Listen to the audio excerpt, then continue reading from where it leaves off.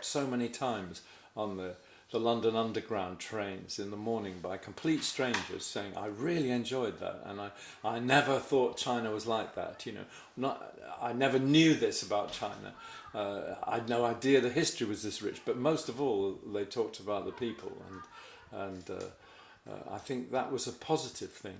And the Chinese reaction online in China to the films was interesting in that way as well, because a lot of people in China were very mistrustful of the Western media, because they think the Western media are a bit cool towards China and sometimes hostile, or frosty as we say in English.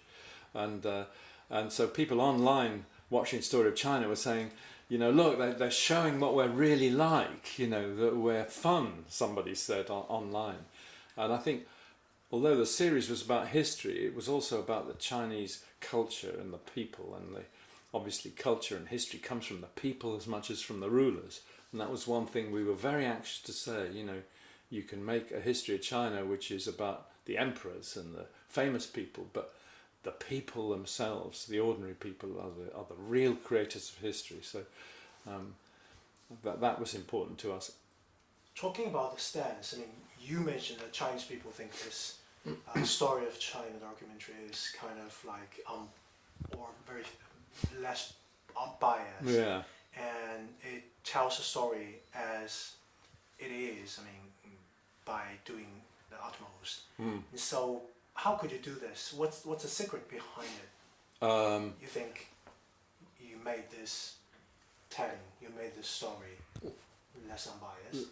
Right. I think what you try to do as a filmmaker, and I've made about 120 documentaries, so I've been making films for a long time, and I think you have to have a feel for the country and the culture. I couldn't go and make a series of films about Russia, because I don't know about Russia, you know. But I've travelled in China for 35 years, and I've been interested in China since I was young, and I've talked to a lot of Chinese people, and you have to put yourself in their shoes, you know, as a filmmaker, and you have to say, well, I'm a white, middle-aged, middle-class Brit, and I'm making a film about a foreign culture, but the film has to be true in some way to the way that the people themselves feel about their culture, you know, and therefore you have to have empathy for the culture. You know, these are things the Chinese people love. So if you don't portray them in a way which is truthful to that, then the audience won't understand it, because this is Chinese. You know, there's no point trying to interpret it as a Westerner.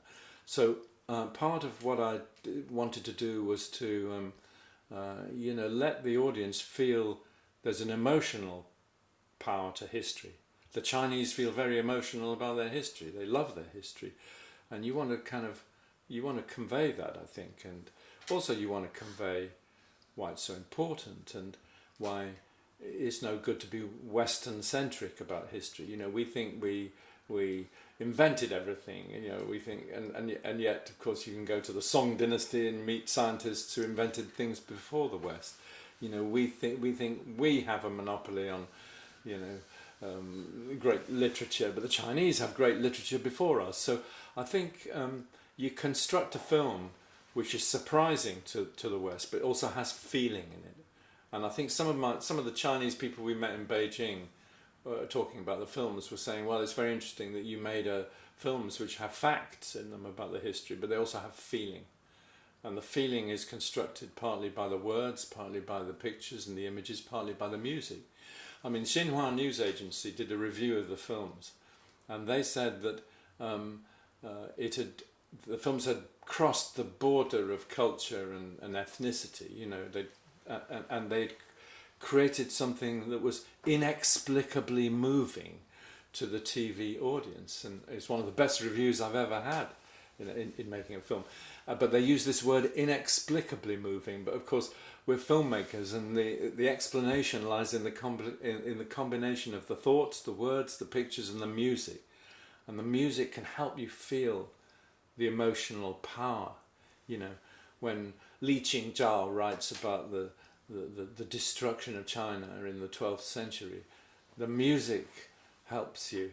along with the rain and the colours and the darkness, and the music and her words, help you.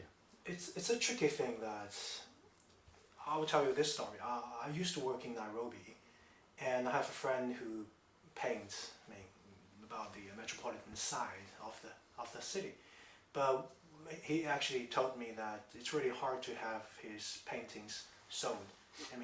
Because people, the tourists, Western tourists who went to Nairobi, they intended to buy something about the uncivilized side in the painting, Yeah. not the high-rise buildings, Yeah. not the traffics. Yeah, So it's a very tricky balance to strike here. it is. When you tell a story about China, you have done this. The Chinese people feel this is about us. This is a real China. This is a true China. Yeah, And the Western side, the Western audience, the Yeah. Western readership also feel that, oh, this is China we expect. right.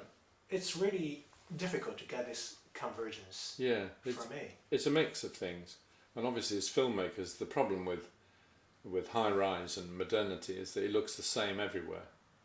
You know, in China it's more extravagantly, eye-popping, isn't it, when you go to some of the great shopping malls in Nanjing or kind of Shenzhen or Beijing. It's amazing, 10-story high adverts for Armani and Gap, and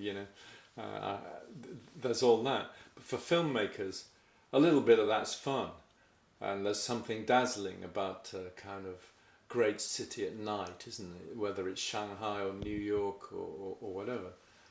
But it's the mix of these things. It's the coexistence of these things. And I think a lot of Western people have a real misunderstanding about China. They think that somehow, since the 49 revolution, that the old Chinese culture and civilization went, and you talk to many intelligent Westerners today, and they say, but China's a communist state, isn't it? And of course it's run by the Communist Party, but it's not a communist state. It's a socialist state, but it's not a communist state. That went a long time ago, and people think that it's going to be that, but actually China is a very diverse culture and civilization, and they've got great cities, as you say, with amazing high rise and all that, but you can go to real, as we did, to villages in the far out villages where you can meet people who are descended from the Song dynasty scholars, and you can go to the countryside, and you can see different minorities and different peoples, and the number of dialects and cultures are incredible. When we were filming The Storytellers in Yangzhou, our Beijing producer couldn't understand the dialect, even in Yangzhou, so people don't realise how varied and everything it is, you see, so you have to convey a little bit of that. Is it fair to say that if you told a story about China, if the Chinese audience and the Western audience, both of them believe this is a true China, is it fair to say that this is success? Well, the biggest success is if the Chinese people watch it and say it's fair and it does reflect some truth about ourselves. If the Chinese audience say that, then that's the first thing of success. Even if the film is, even if the documentaries are for the Western audience, you still think that Chinese... The most important thing is Chinese people think it's because it has no value. If Chinese people say this really doesn't connect with us, then it has no value. Even if you get prizes in the West, if the Chinese people say, then it's no good. So you're trying to do, that's what you're hoping to do.